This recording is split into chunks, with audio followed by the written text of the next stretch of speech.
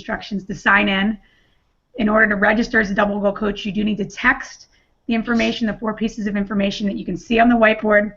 Make sure you get it all correct, or else we're not going to be able to have your information and be able to certify you, have your certification on file. And I know most of you are volunteer coaches, and I want to be respectful of your time.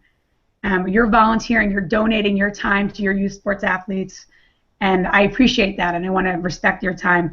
And remember, this is not a lecture. This is a workshop, and the way we're going to maximize our time together is if it's interactive. So to that end, who wants to share with me their greatest youth sports memory?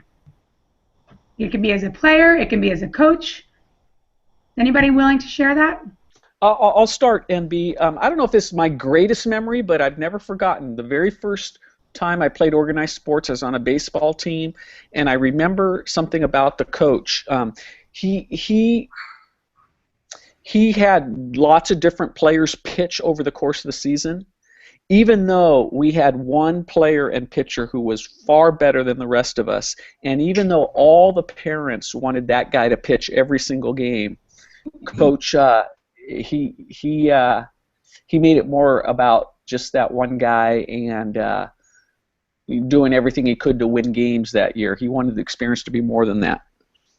Thank you for sharing that, Ruben. That's a great story. I love how that coach valued all of the players on the team and made that a positive experience for everybody. Anybody else want to share their greatest youth sports memory? Well, I'm willing to share mine. It was second grade, and I was one of the few girls on the baseball team. We were the Tigers, and we had green jerseys, which of course was my favorite color, and we lost every single game. And my dad, one of the coaches along with Coach Peters, took us to Baskin & Robbins after every game. And we were the happiest losing team in the township that year. But wouldn't you know it, we still kept working hard at practice. Our last game of the season, we beat the first place Blue Jays, and you would have thought we won the World Series. And yes, afterwards, we still went to Baskin Robbins. Mm-hmm. So as you can see from the audience comments, your youth sports coach has a lasting impact on your life. And we're going to take a moment to hear from Kevin Durant directly and what his goal was in life. And the video would play. So you can see from Kevin Durant, an NBA All-Star, his youth sports coach had a greater impact on his life than his professional coaches. So great that that's what he wanted to become. And maybe, who knows, maybe someday he'll be able to achieve his goal of becoming a youth sports coach just like you. Now I'd like a volunteer to read the next slide. What's the next slide? We'll read it if you tell us which one it is. The next slide is, who is your most influential coach in your life? Okay, I'll read it. Who's your most influential coach in your life? Who's the most influential coach in your life and why? Okay, so what I'd like you to do is share with the person next to you your thoughts on your most influential coach. You'll have a minute, and you'll see my timer on the PowerPoint. So please go ahead and share your thoughts. And I'd like one of you to just share a thought. And it's been a minute. And who's willing to share their thoughts on who was their most influential coach in their life and why? I'll share. Thank you, Kelly. Actually, interestingly, Samantha and I had the same coach. I was wondering. Okay. Who are we going with here? Yes. Well, I bring this up as a story. One of my most influential coaches was my high school field hockey coach. It was the most successful team I was ever on the scoreboard. We had won the league championship, district championship, had made it to the state championship, not made it. The following year they won the state championship. But the most influential reason was because on the scoreboard, it was one of the best teams I was ever on. However, the way this coach made us feel, she definitely used fear and intimidation to get the most out of us. And I found that was, at the time, I thought that was a great way to get motivated because we were winning games. I didn't realize till I got to college and I had a coach that really cared about us as people, and we had a lot of fun and we enjoyed being with each other, and there was a lot of team bonding going on, and this coach cared for us more than just the wins and losses and really applauded efforts that we made and new skills we tried, and we weren't afraid to make mistakes. I found that that was really the kind of coach I wanted to be. And on the scoreboard, we didn't win as many games. It was a small Division I field hockey school, but just the way she made me feel as a player, I wanted to work harder for her. Wow, so those were two coaches, team sport, 1 year apart from each other, that were most impactful on me. Thank you for sharing that. And as we know now that your coaches can be one of the most influential people in your lives. And we're going to come back to that later in the workshop. So keep some of these thoughts in mind. Now you might be wondering now, who is PCA? PCA is a nonprofit. It started out of Stanford University, now based in Mountain View, California. And there are 11 national chapters. And as you can see on this map, we have allies, our partners all over the U.S. And their mission is to create better athletes and better people. By taking this workshop today, you will become a double goal coach, and hopefully you'll become an ally in helping PCA advance our mission. You can also see from this next slide that we have a lot of supporters and allies. Some of them they're all national organizations. Some are for-profit, some are non-profit, but these people are helping us change and reshape the youth sports culture. And our national advisory board members, we have a large national advisory board, and it covers many genres in sports. For the basketball coaches in the room, you can see Phil Jackson, who's certainly experienced success on the scoreboard. For the San Francisco Giants fans in the room, you got manager Bruce Bochy, and of course my personal favorite growing up, who can forget Randy Chastain and that fantastic moment when they won the World Cup. Now today we're here to talk about what it is to be a double goal coach, and we're going to give you tools to help you do that. But before we do that, I'd like to hear from you what you think is the opposite of a double goal coach. Bobby Knight. Bobby Knight, yes. I have an image of him throwing chairs across the gym. Yeah. And what sort of culture, sports culture, what sort of goals did Bobby Knight have? What made him the opposite of a double goal coach? He was all about winning. Well, he was a lot about winning. He also was about education. And following rules. I mean, he had a glowing record of following NCAA rules, and a glowing record of graduating his players that went on to success in lots of fields in life. But for me, it's the part about the bullying, the anger, the intimidation. When I think what comes to mind for all of us is this picture of this angry face. Yeah, he never looked happy. So I think we can all agree that Bobby Knight, or the opposite of a double goal coach, would be a win at all cost coach, where their goal is singular and it's to win. Now, a PCA double goal coach strives to win, and that's important. Who doesn't love to be on the winning team and get that championship trophy at the end of the season? But a double goal coach also teaches life lessons through sports. And we recognize that youth sports is a fantastic platform for learning those life lessons. With a double goal coach, winning and teaching life lessons are parallel. They work together.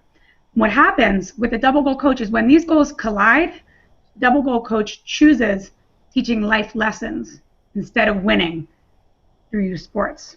And that's how you, as a youth sports coach, can help leave your mark and your legacy on your athletes the same way that your coaches left on you.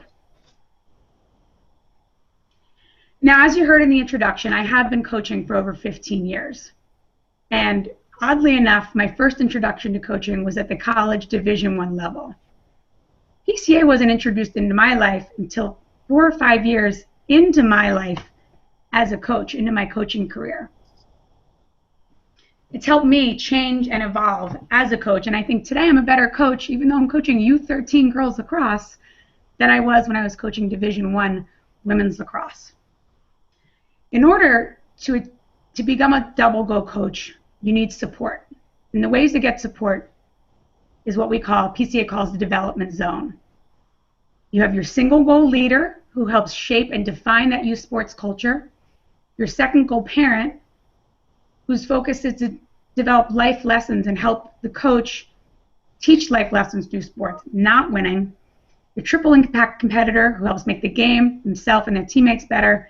And then you, the double goal coach. And we're all working together to create better athletes and better people. And as a double goal coach, you're going to follow, we advocate that there are 3 PCA principles: the Elm Tree of Mastery, filling the emotional tank, and honoring the game. And today, I'd like to talk to you about the Elm Tree of Mastery. And we'd like to play this short video clip, and after the clip, I'm going to ask you a couple of questions. And this is where I would play the video clip, slide number 11 in the workshop, which you've all seen. So now you can answer the questions. How did this coach talk to his athletes, and how did he motivate his players? Well, I think he was motivating them through guilt and almost shaming them, like even though he acknowledged that they gave a great effort, leaving them with a sense of shame that that's not enough, and if you don't winning's everything. If you don't win. Yeah. And what do you think his players felt after hearing what their coach said to them? Probably a lot of pressure to perform. Mm-hmm. Did he do anything well? Well, I think one thing. Go ahead. He had the attention of his athletes. Mm-hmm. They were all giving him his attention. They respected him enough to listen to what he had to say. He conveyed that this is important to him. I mean, and he also conveyed that he was proud of them, and he certainly is passionate and being honest. I think those are important traits. And I think we agree that his focus is winning, and that's his only focus. Have any of you ever had a head coach like this? You ever experienced a coach like this? I know, Kelly, you shared that earlier in the workshop. Now, you experienced success on the scoreboard, but you didn't experience that feeling of family and pride that you had later on in your playing career as a college coach. Well, how do we know that a double goal coach will be a successful one? And the answer is easy: research and data. Over 25 years of research tells us that athletes who spend more time focusing on mastery actually win more than athletes who solely focus on winning. So how is it that coaches who focus less on winning actually win more? Well, let's watch this next video. And of course, as in life, it seems like Matthew McConaughey can always give us the answers to life. So let's take a moment to watch this quick video of Matthew McConaughey. And after the video, I'd ask this question: how do you think these athletes feel after hearing their coach speak? And what are their faces telling us? They're excited. They're inspired. They're relaxed. Yeah. Of course, the Hollywood music certainly helps with that. But I agree with you. They're excited. They're relaxed. There's such a positive energy that I feel after watching this video. So I'd like to hear from some of you. What are some things that you have zero control over during a competition and during a game? The weather. The weather, yep. Thunderstorms, snowstorms, lightning. The officials. The officials, the good, bad, the ugly, absolutely. Who's on the other team? The personnel that make up the the other team. Your opponents, absolutely. Who's on your team? Yeah. That too. Yeah. Yep. So what can we control during a game, and how can we impact our athletes during a game? Well, PCA talks about the Elm Tree of Mastery, ELM, the Elm Tree of Mastery. Even my 11-year-old athletes that I've coached can remember it. The E stands for effort, L stands for learning, and the M stands for the mistakes are okay. Now, I know some of you might be thinking mistakes are not okay. How are you going to win mistakes? how are you going to win games if you're making mistakes? And the key to making mistakes is how you respond to them. You hang your head, you give up and cry, do you slam your stick in frustration, or do you bounce back from those mistakes? Research shows in the mastery coaching environment, that's what we're trying to achieve as a double goal coach. What do you think happens to anxiety in a mastery coaching environment? Does it go up or down? It goes down, that's right. And what do you think your athletes' self-confidence, does it go up or does it go down? It goes up, absolutely. So by rewarding your players' athletes and focusing on the learning with your young players and saying that mistakes are okay, they're going to have less anxiety and more self-confidence. And what I'd like you to do at your first practice, or for those of you that are already in season at your next practice, I want you to recognize and reward, verbally and non-verbally, your effort, your players' effort at the next practice. And when I want you to see what happens to the learning environment, to the energy at your practice, and to see what happens to your athletes, just in your overall feeling. So now that we're striving to achieve the elm tree of mastery, what do you think mastery gives your players a feeling of? Happiness. Happiness, yep. Confidence. Happy to be there. Sorry, Samantha, we say that again? Confidence. Confidence, definitely. Courage.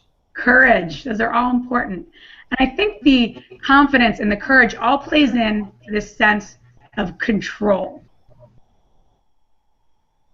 Albert Bandura, a researcher, says that everything else being equal, a child or an athlete with higher self-confidence works harder and sticks to the task longer. So having a mastery environment, your players will be more engaged, they'll have more self-confidence, they'll have less anxiety, and they'll have a sense of control over their environment and over the outcome of the game. So if that's not an incentive to become a double goal coach, I don't know what is. Ruben, I'd like for you to read the next slide before we break into groups and to discuss the scenario. It starts with the word Jesse. Jesse hangs his head every time he misses a shot, and as a result, doesn't get back on defense. You're the coach. What can you do to help Jesse? What can you do? So now I'd like you to divide into groups. I'll put a 2-minute timer up on the presentation, and I'd like you to discuss some scenarios, ways that as a coach you can help Jesse, or how you would respond to Jesse. And the 2 minutes are up, and now I'd like to hear from you. Is there a leader from the group who's willing to share how you would respond to Jesse?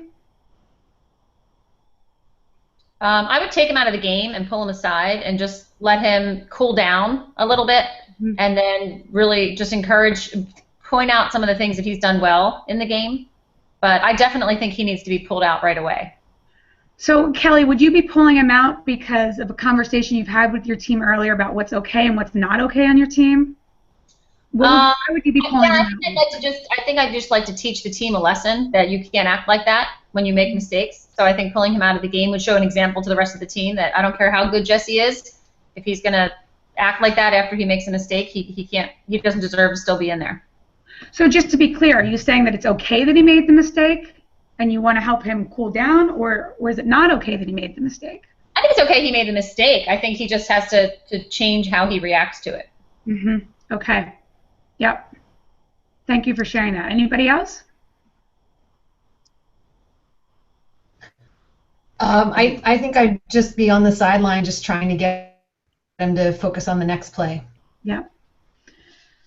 Well, thank you for that. You know, one of the downsides to pulling a player is that sometimes the parents may not understand why their player is being pulled because they made a mistake. But as a coach, if you talk to the parents and you talk to the players and you say mistakes are okay, but in this scenario, Kelly, you felt the need to pull your player and give them a chance to cool down and put them back in so they had more opportunities for success. Now, in your part of this workshop, you all received the Double Goal Coach book. I love this book. I refer to it every season, multiple times throughout the season. And today I'd like to turn to page 23, where we can learn about the mistake ritual. It's a physical ritual that helps your athletes stay engaged and stay focused on the next play after making mistakes so that you might not have to pull them. So it started out as a one of my favorites. I just want to let you know that was your time. Okay. It was 20 minutes, but if you wanted to wrap it up with another sentence, that's fine. I don't want to cut you off. Well, as a U13 coach of girls, our favorite mistake ritual, of course, comes from Taylor Swift, where we shake it off. The girls love that. They love Taylor Swift, of course. They all want to be Taylor Swift. So we would shake it off on the sidelines, and the girls sometimes had big shake it off dances or little shake it off, depending on the size of the mistake. But it kind of became a fun way for the whole team to connect after a mistake. Thank you. All right. Thank you.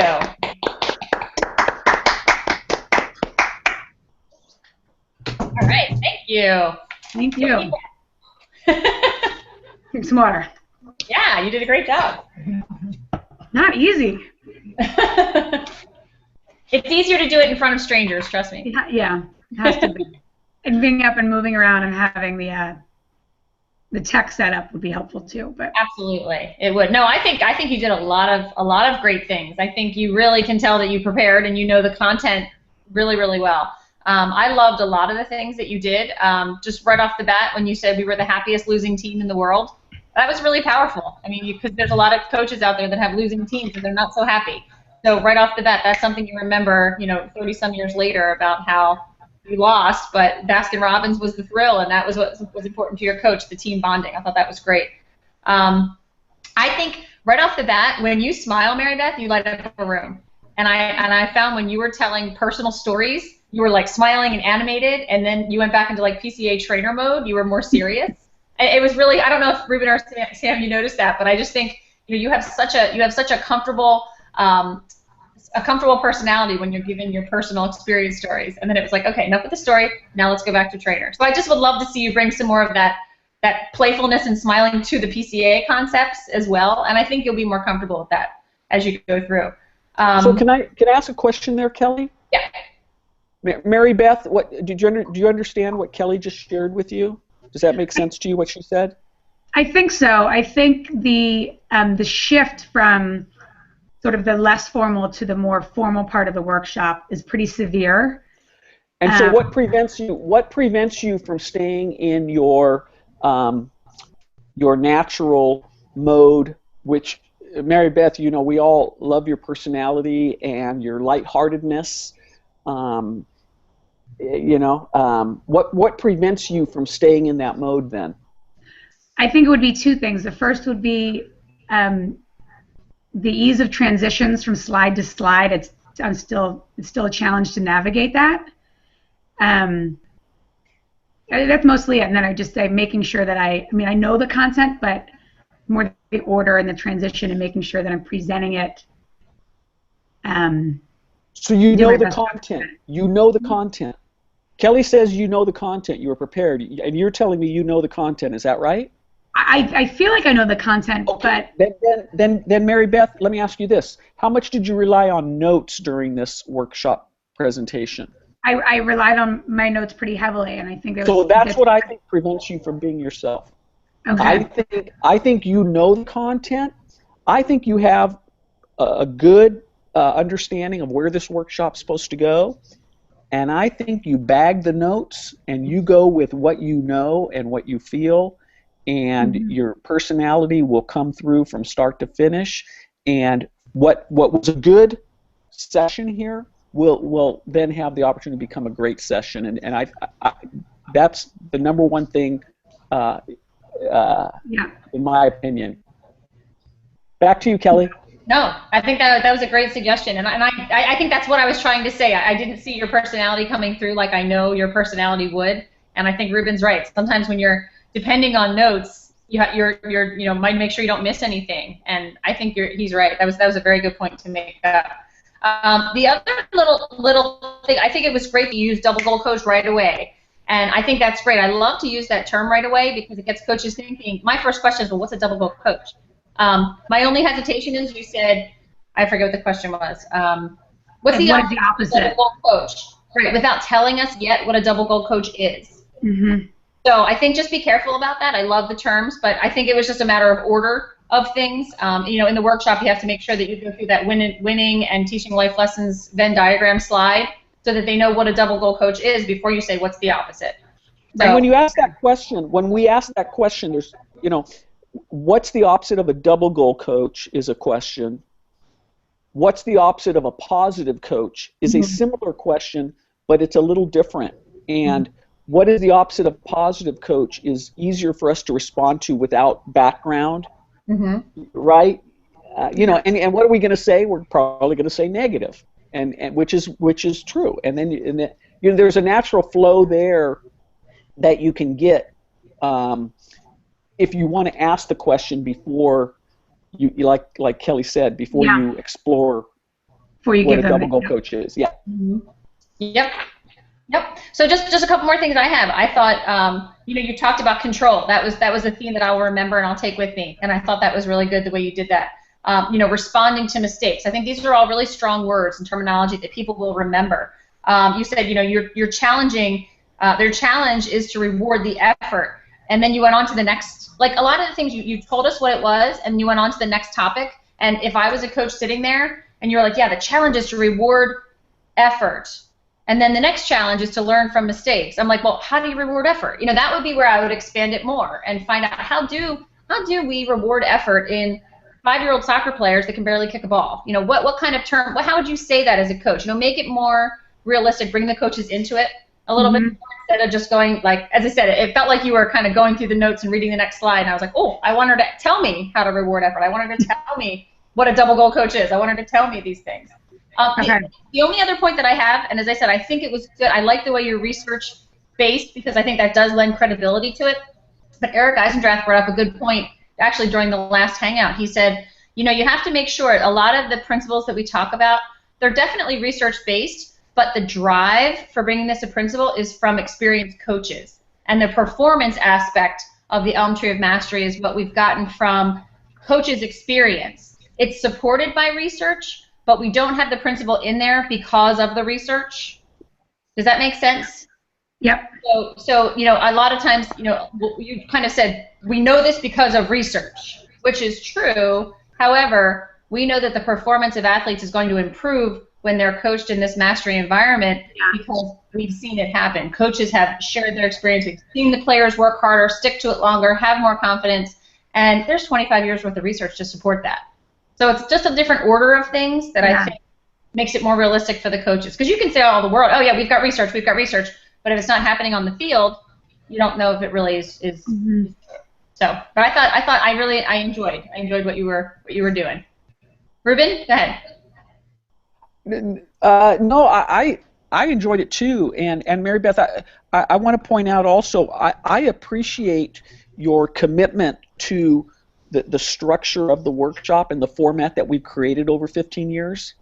I don't want that to get lost. That you're utilizing the tools we've given you, and you're trying to be true to a flow and format that has, like 25 years of research, not quite 15 years of research shows this formula works in a workshop. So I appreciate that. And at the same time, Mary Beth, I think you should give yourself credit for knowing this stuff. And so, yeah, that's what I have to say. Yeah. Sam? Yes. Well, Mary Beth, I thought it was fantastic. I'm really excited that you're going to be joining the Trainer Corps. As someone who's gotten similar feedback about sometimes maybe coming across too serious, I know that once you start doing a few of these, you're going to be so comfortable with the material, and you're going to know how to expand and contract and read the audience and decide when to throw things in. Couple things I wanted to throw out to you are similar to what Kelly was saying. If we can just inject more of your coaching experience in there. At one point you said that you're better as a coach now at U13 than you were when you were coaching Division I athletes, and I was thinking, well, why? What? Right. Did we lose her? Yeah. Oh, did you lose me? Go ahead. You're back. No, you're good. We just missed the last part. Repeat what you just said.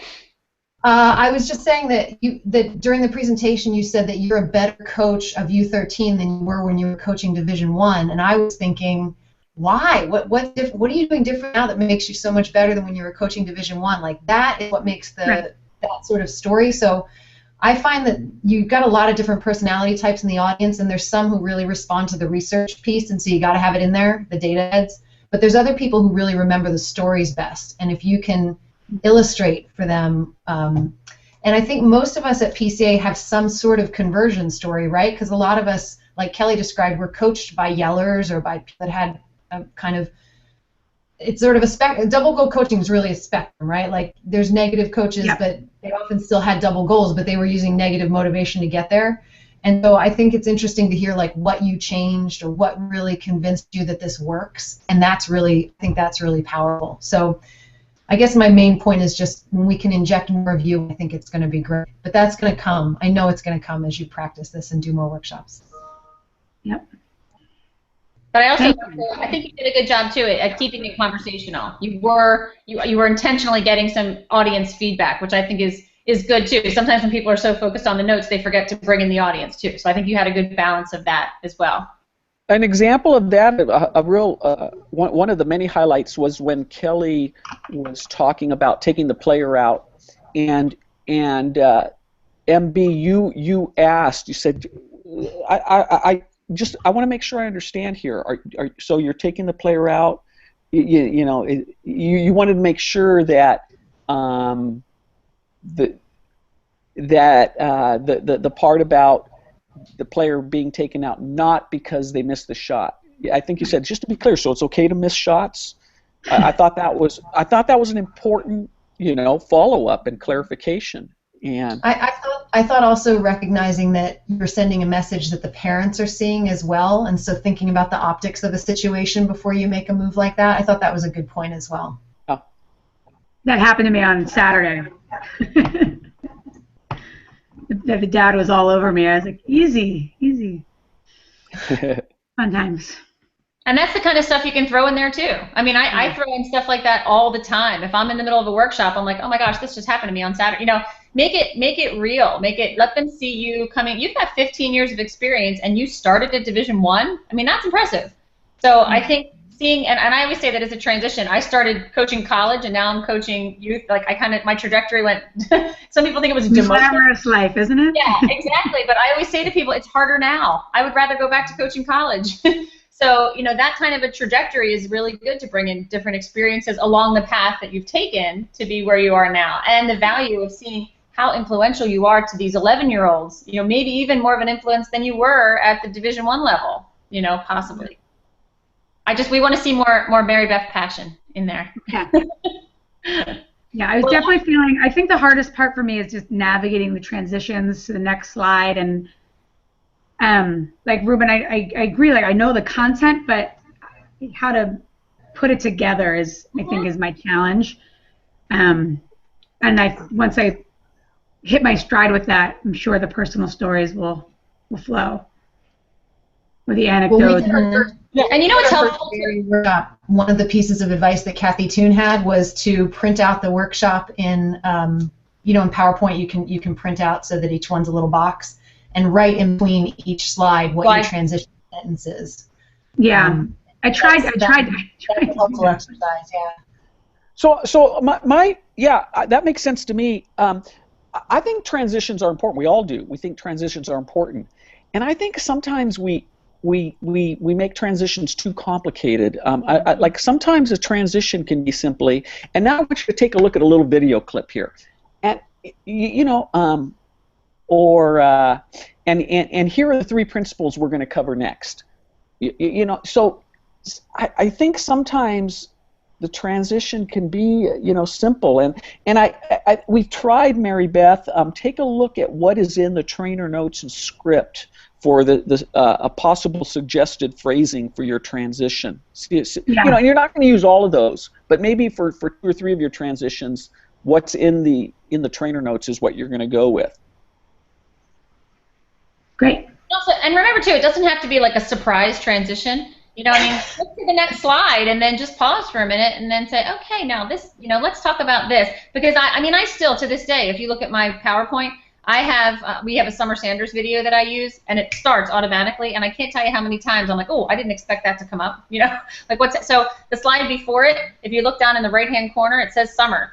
And nobody ever notices it, but it's on the slide so that I know as soon as I click, Summer Sanders is going to start talking right away. So that's one of the ones where I need the little hint of transition.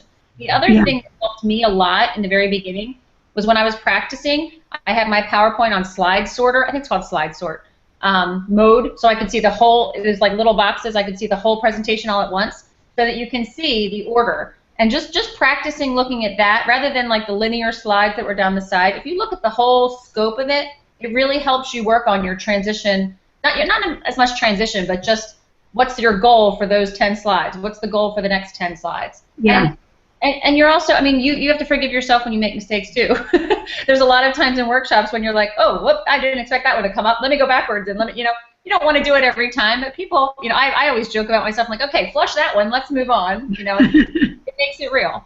So that's, you got to give yourself a break sometimes too. But I think your personality is one of your strongest assets, and I definitely would like to see more of that. But I'm going to keep quiet for a second because from this point on, I would be turning Mary Beth over to Ruben and Sam. So usually most people say, like, what's next after this?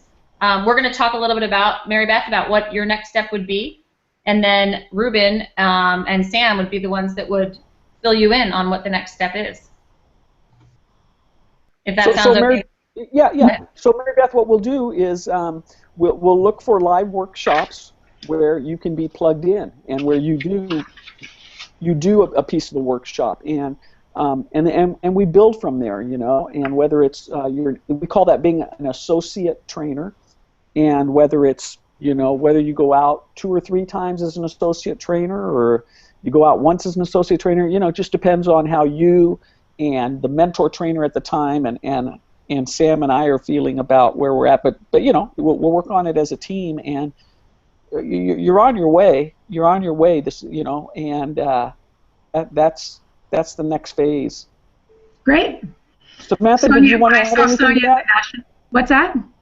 The only thing I'd add, just logistics-wise, is we're in a very, there's going to be a lot of workshops in August. There's not much right now, so just timing-wise, you know, it might take a little time to find the right workshop to squeeze you into. But then once August and September hit, we're going to be doing so many workshops that we hope you can get through the associate phase quickly. Yeah. And Mary Beth, as we look at what workshops are available, if we're going, wait a minute, you know, she's not going to get a chance to present till August. Well, then we'll find an alternate step, like Sam and I meet up at Rangsdorf, or you know, we meet you somewhere between Mountain View and Marin, and we do a mock like this, but it's with us in the room with you. And you know, so that could be a nice alternate step if it looks like the live workshop opportunity is too far off in the future. Sounds great. All right. Well, thank you very much. Thank you. Yeah. Ruben, I don't know if you want to stay on for a minute, or Sam? Sure. Why don't you stay on for a second? All right. Bye, MB. Take care. Bye. Bye.